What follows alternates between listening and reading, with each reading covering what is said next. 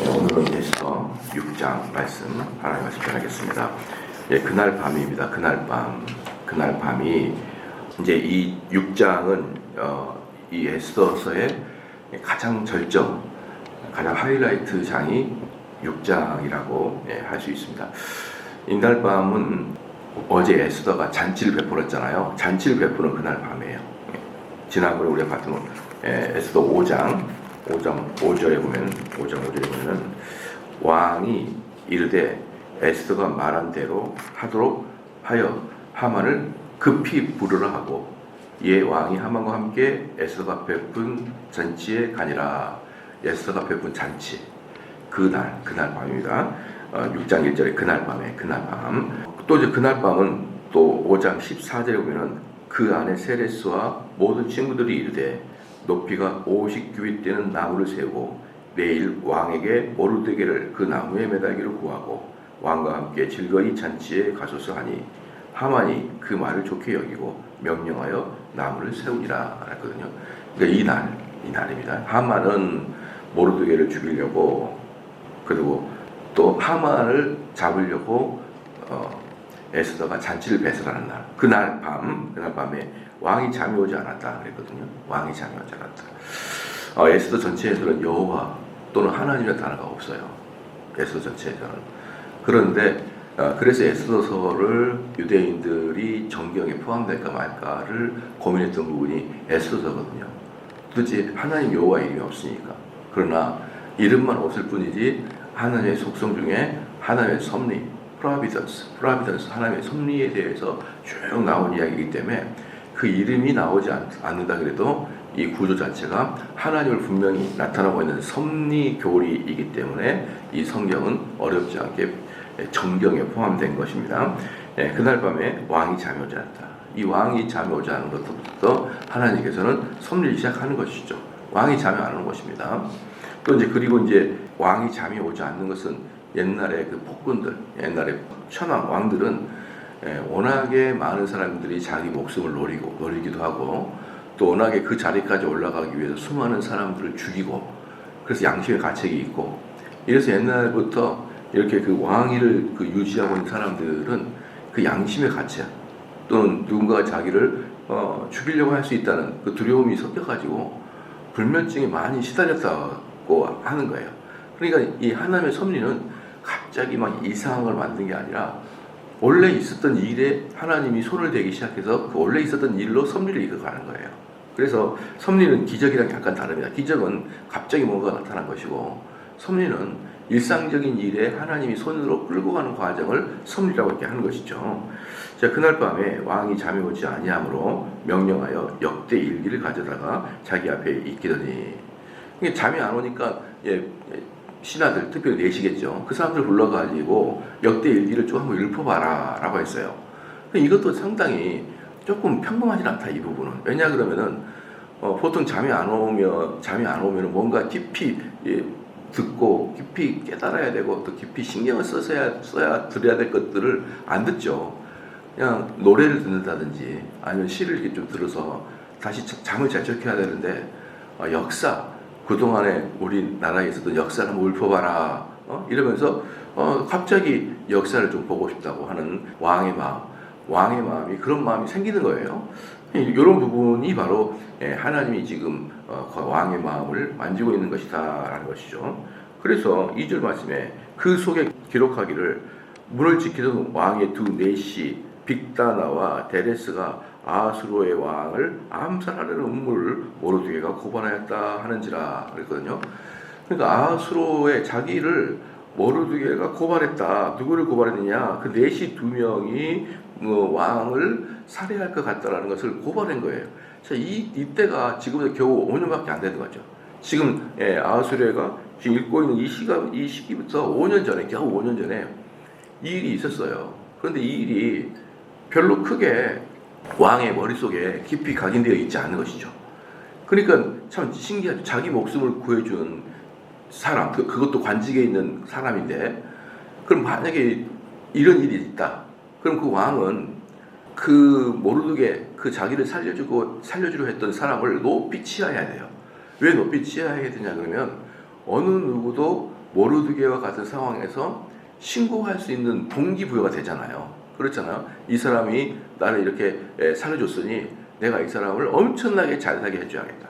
엄청나게 높은 관직으로 승진을 시켜야겠다. 이런 것들이 소문난다 그러면은 누군가가 이렇게 왕을 암살하려고 하거나 쿠데타를 일으키려고 하는 정부가 있으면은 누구라도 어때요? 신고할 수 있기 때문에 이런 일이 있을 때는 원래 독재자들이나 그 왕들은요, 이들을 높이 치하합니다.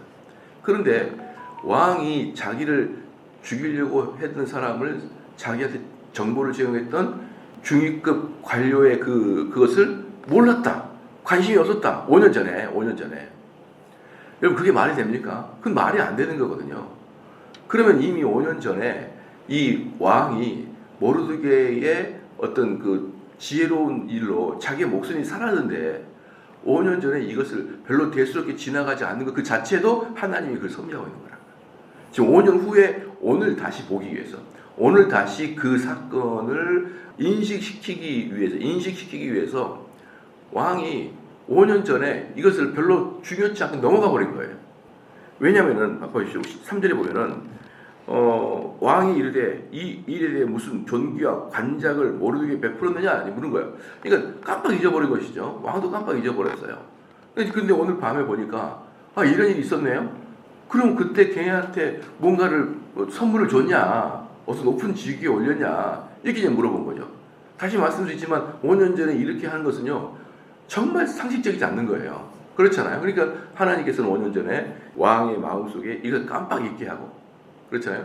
이것을 5년 후에 즉 모르드게를 음해해가지고 죽이려는 하만의 작전이 개시되는 이 시기에 갑자기 그것을 다시 듣게 되고 갑자기 그것을 깨닫게 된 것이죠. 그래서 모르드게에 베풀었느냐 하니 측근 신하들이 대답하되 아무것도 베풀지 않았다는 거죠. 아무것도 베풀지 않았다. 이게 말이 되냐고. 이게 상식적으로 말이 안 되는 것입니다.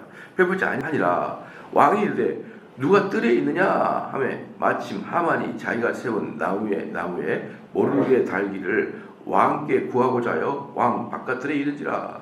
그러니까 이제 여기서 보면은 이 왕이 잠이 안 왔거든요. 자면서 쭉 읽다가 모르드게가 아무것도 못 받았어? 여봐라, 누가 있느냐 이렇게 물어볼 때 하만이라는 사람이 왕들에 와 있는 거예요. 그럼 여기서 무엇을 말하냐 그러면은 왕이 밤부터 새벽까지 아주 오랫동안 잠을 안 자고 이걸 들었다라는 것이죠. 그러니까 이 모르드게가 그런 일을 했다라는 것을 알기 위해서 오랜 시간 밤부터 새벽 동틀녘까지 이야기를 들을 때까지 왕은 잠이 안 온 거예요. 그러니까 하만이 새벽 동틀녘에 빨리 왕 앞에 온 거예요. 밤에 들어온 게 아니라 이제 좀 있으면 이제 어때요? 이제 업무가 시작되기 이전에 빨리 이제 하만은 온 거예요. 왜 하만은 먼저 왔을까요? 얼른 빨리 와가지고 저 미운 모르드게를 자기가 높이 세운 장대에다가 딱 걸어서 죽여놔야 그날이 무슨 날입니까? 그날이 여전히 잔치 두 번째 날이에요.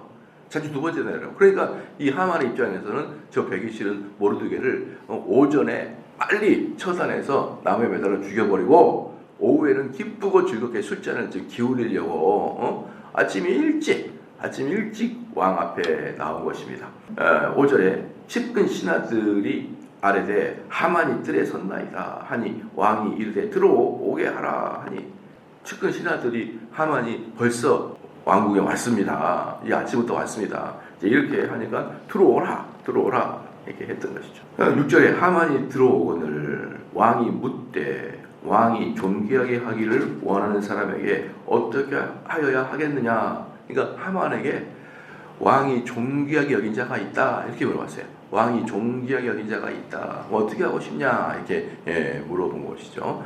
그러니까 이제 왕은 왜 모르드게라는 청년이 관료가 이렇게 열심히 일을 해가지고 나를 살려주는데 그 사람을 어떻게 하면 좋겠냐 이렇게 묻지 않고 존귀하게 하고자 하는 이가 있다 이렇게 물은 거거든요.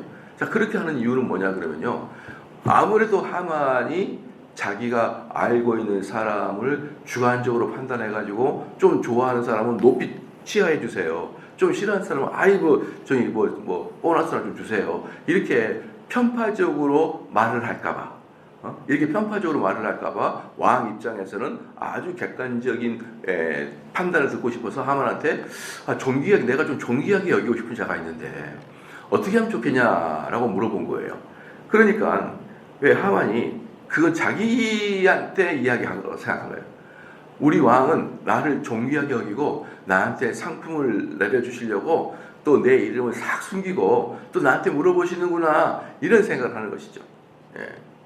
옛날에 이제 총각 때나 이제 뭐 그런 거 있잖아요. 이제 뭐라 그럴까요? 어떤 여자 자매가 뭐 학교 다닐 때 선배님, 남자들은 어떤 선물을 원하죠?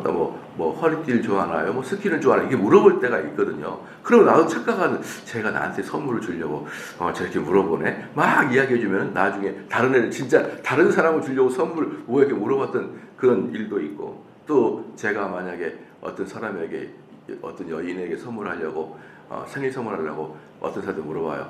순이야, 여성들이 뭘 좋아해요? 자기한테 막 바라고 있는 거 그런 거 있잖아요. 똑같아요. 하만도 이 왕이 나한테 뭔가를 큰 선물해 주려고 또 나한테 물어보시네 이러면서 제일 좋은 것을 그냥 막 붙이는 거예요. 제일 좋은 것을 붙이는 건데 7절 말씀에 왕께 이르되 6절 말씀에 하만이 들어오거늘 왕이 묻되 왕이 존귀하게 하기를 원하는 사람에게 어떻게 해야 하겠느냐. 하만이 심중에 이르되 왕의 존귀하게 하기를 원하는 자는 나 외에 누구 있으리요. 저거 나한테 말하는 거구나. 우리 왕이 어제는 에스더가 잔치를 베풀더니 이제 오늘 두 번째 날은 나를 존귀하게 높이려고 하는가 보다 이렇게 생각한 거죠. 7절에 왕께 이르되 아르되 왕께서 사람을 존귀하게 하시려면 왕이여 사람을 존귀하게 하시려면 왕께서 입으시는 왕복과 왕께서 나타나시는 말과 머리에 쓰는 왕관을 가져다가 입으신 옷, 왕께서 입으신 옷은 뭐냐면 왕과 똑같은 옷이 아니에요. 왕의 진짜 옷도 입히시고 왕복과 왕께서 타시는 말과 머리에 쓰는 왕관을 가져다가 9절 왕복과 말을 왕의 신하 중 가장 존귀한 자의 손에 맡겨서 왕의 존귀하게 하시기를 원하시는 사람에게 옷을 입히고 말을 태워서 성중의 거리를 다니며 그 앞에서 반포하여 이르기를 왕이 존귀하게 하기를 원하시는 사람에게는 이같이 말을 할 것이라 하게 하소서 하니라 했거든요. 그러니까 이것은 뭐냐 그러면은 이건 뭐 왕에 대해서 내가 버금가는 내가 엄청 교만하다 그런 뜻은 아니에요. 이것은 당시의 문화로서 내가 이 사람을 제일 아끼고 내 몸처럼 생각한다라는 그런 개념이 바로 이거예요. 왕의 옷을 입히고 왕관을 씌우고 왕이 타는 말을 타게 하면서 다 돌아다니면서 이 사람이 내 오른팔이다 이렇게 외쳐달라 이거예요. 그러면은 얼마나 하만이 그렇지 않아도 왕 바로 밑에서 천상천하 유아 독존인데 이제 모든 사람에게 이렇게 왕의 사랑을 뜨겁게 받고 있다는 평가를 받으면 얼마나 하만은 천군 천사를 얻을 만큼이나 의기양양하겠냐 이 말이에요. 의기양양하겠냐. 10절에 이에 왕이 하만에게 이르되 너는 네 말대로 속히 왕복과 말을 가져다가 대궐 문 안에 앉은 유다 사람 모르드게에게 행하되 무릇 네가 말한 것에서 조금도 빠짐없이 하라 말겠어요. 그러니까 지금 하만은 갑자기 예상 못한 이 말에 엄청나게 당황했어요. 그러나 여러분 잘 알다시피 옛날에 황제들 앞에서는 표정이 변하면 사형입니다. 표정이 변하면.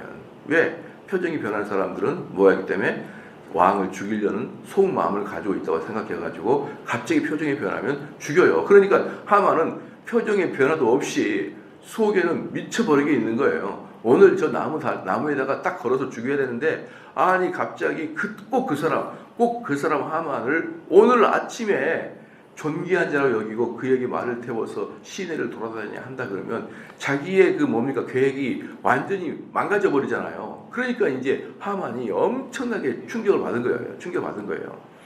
12절 말씀에 모르드게는 다시 대궐 문으로 돌아오고 하만은 번뇌하여 머리를 싸고 급히 집으로 돌아가니라. 그러니까 모르드게는 이제 다시 자기 업무차로 들어온 거예요. 그러니까 지금 모르드게가 근무하는 곳이 어디냐 그러면요. 지금 말하면 청와대예요. 여러분 청와대에서 근무한다 그러면은 뭔가 대단하게 느끼잖아요. 뭐 우리 며느리, 우리 손자가 청와대에서 근무해.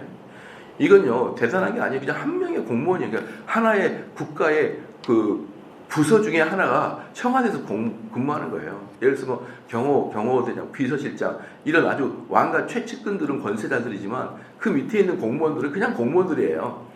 그러니까 뭐 권세가 있는 것도 아니고 없는 것도 아니고 그런 그냥 일반 좋은 공무원에 불과합니다. 그 모르드게가 그 정도 위치에 있는 것이죠. 그러니까 다시 그렇게 왕의 큰 칭찬을 듣고 종기한 자가 된 다음에 다시 자기 업무차 복귀한 거죠.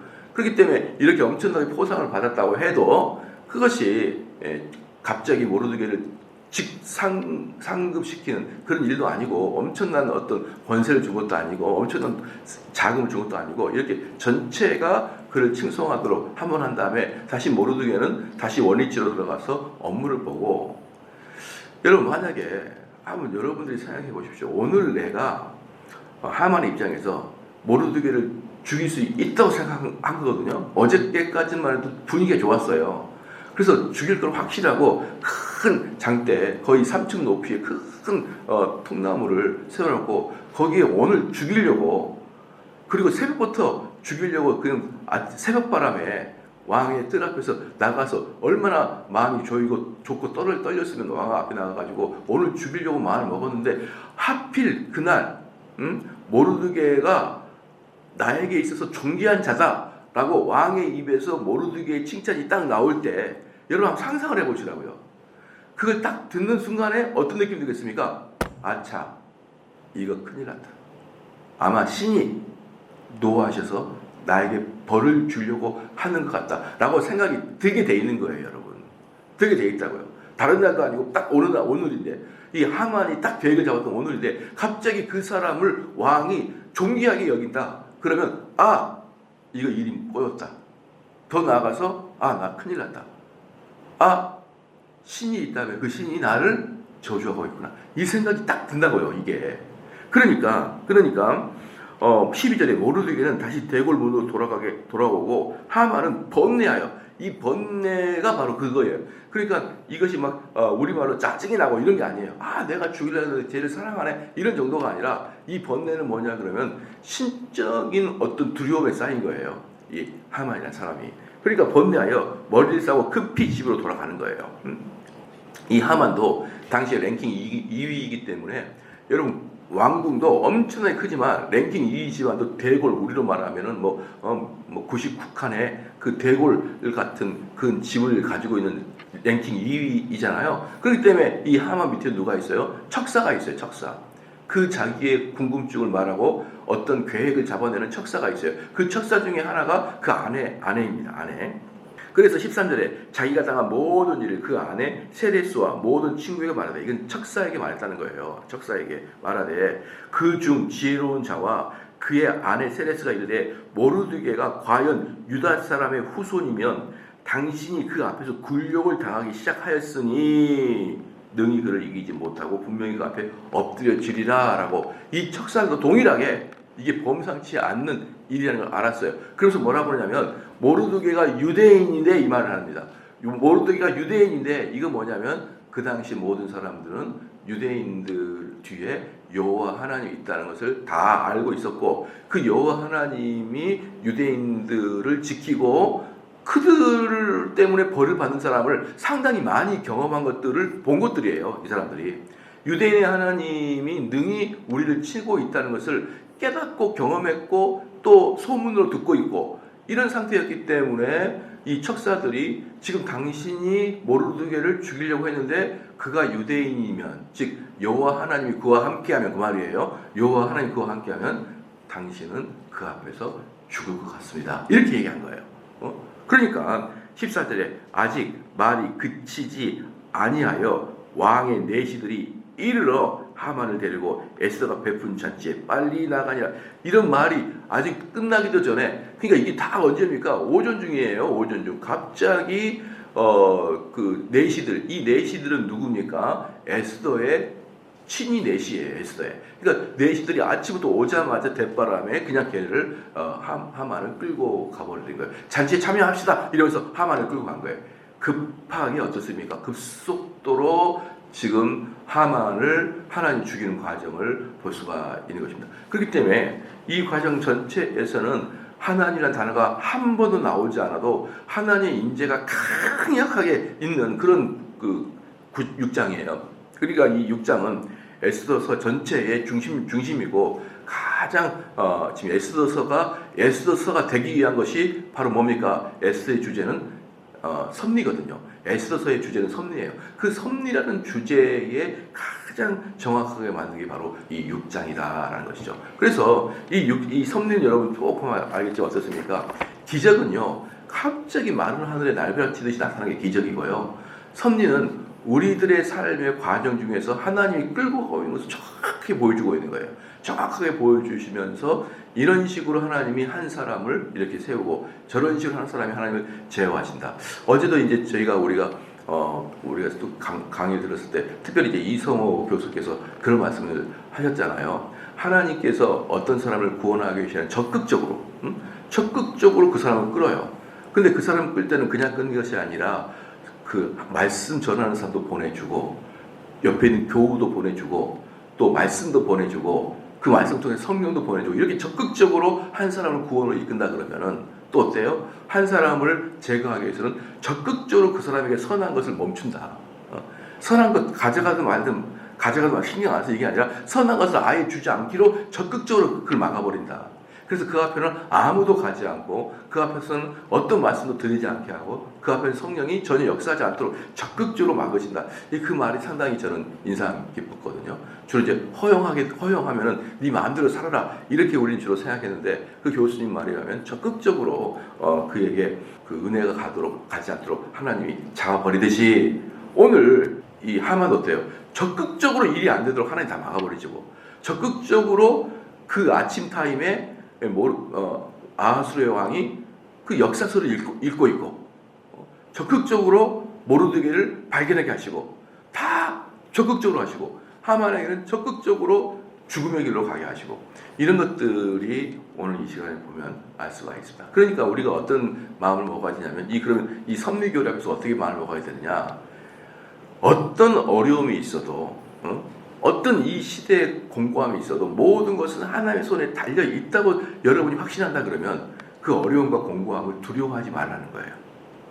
어려움과 공고함. 왜? 그것도 여전히 하나님의 손에 달려있는 그런 일들이니까. 그래서 우리는 내가 무엇인가 특별히 이제 우리가 왕들도 정말 독재자, 정말 힘든 왕이 있어도 결국은 그 왕도 하나님의 손에 달려있다는 것을 여러분이 안다 그러면 어때요? 그 왕 때문에 지나친 분노, 그 왕 때문에 지나친 낙담, 이것 자체도 하나님의 섭리를 어때요? 잘 모르고 있는 것이다. 우리가 왕에게 대항할 때, 우리가 권세에 대항할 때도 있죠. 왜? 민중의 저항권이 있으니까. 그런데 저는 꼭 바라고 싶은 것이 뭐냐면 그것 때문에 낙심을 하지 말아라. 저항을 하더라도 소망을 가지고 저항할 수 있는 것이고 저항을 하더라도 그 시간이 끝나면 다시 자기 업무에 복귀하고 자기 일을 열심히 하고 가정생활 열심히 하면 되는데 어때요? 온 신경을 거기다가 쓰고 우리 나라가 망하겠네 어쩌겠네 자 이렇게 시작한다 그러면요 하나님의 섭리는 어디 있느냐 이 말이에요. 하나님의 섭리는 그 왕의 마음을 그래서 재미있는 게 뭐냐면요 제가 이 말씀을 되게 좋아하는데요 잠언서 4장 19절에 이릅니다. 잠언서 4장 19절에 악인의 길은 어둠 같아서 악인의 길이 어둠 같거든요. 그가 거쳐 넘어져도 그것이 무엇인지 깨닫지 못해요. 그러니까 하나님께서 하만에게 지금 거쳐 넘어지게 하거든요. 근데 악인들은 왜 자기가 넘어지는지 모르게 밤에 돌풀에 넘어지듯이 넘어질 때 원인을 몰라요. 그러니까 원인을 모르니까 뭡니까? 돌이킴이나 회개가 없는 거예요. 분명히 이 사람은 정말 가장 안 좋은 단계로 들어가고 있거든요. 누가 봐도 자기가 봐도 자기 주변의 척사가 봐도 이것은 하나님이 널 죽이려고 하는 과정이야. 그럼 뭘 해야 됩니까? 회개해야 되죠. 회개해야 되죠. 근데 망할 사람들은 그 회개를 못해요. 자기가 왜 이렇게 당하고 있는지를 모르는 거예요.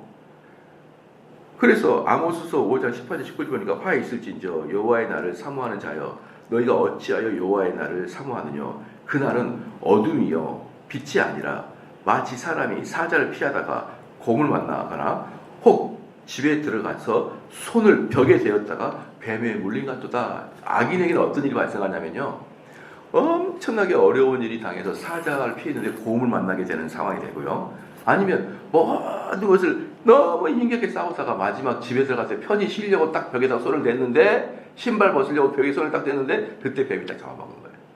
그러니까 아기는 어쨌든 하나님이 끝장내겠다. 어떤 방법 통해서 끝장내겠다라는 것이죠. 그렇기 때문에 사랑하는 성도 여러분, 정말 부탁인데 여러분, 하만은 되지 마시라. 왜? 하만이 나쁜 놈이 뭡니까? 기획을 잡고 다른 사람을 함정에 빠뜨리려고 하는 게 하만이잖아요. 다 기획을 잡고. 사람이 살다가 화가 날 수 있어요. 사람이 살다 보면 쟤를 뒤에서 누군가 속닥거릴 수 있어요. 그것은 또 사람의 영역이죠. 근데 거기다가 한 단계 더 나가서 저놈을 죽이려고 거짓 뉴스와 가짜 정보와 모든 것들을 음해해가지고 쟤를 함정에 빠뜨리려고 하는 이런 습성, 이런 습성은 100% 마귀의 습성이에요. 100%. 우리 주님은 그렇게 하지 않아요. 우리 주님은 계획을 잡고 악을, 어떤 사람 하나를 함정에 빠뜨리려고 계획 잡는 분이 아니셔요. 우리 주님은 예루살렘 성전에 들어가가지고 그 동전 바꾸는 사람을 동전을 엎어버릴 수는 있어도요, 계획을 잡아서 자기의 반대편을 함정에 빠뜨리려고 하는 것은 없어요. 우리 주님께서는. 그렇기 때문에 하만의 이런 습성, 이것은 하나님이 가장 보기 싫어하는 습성이다라는 것입니다. 기도하시겠습니다.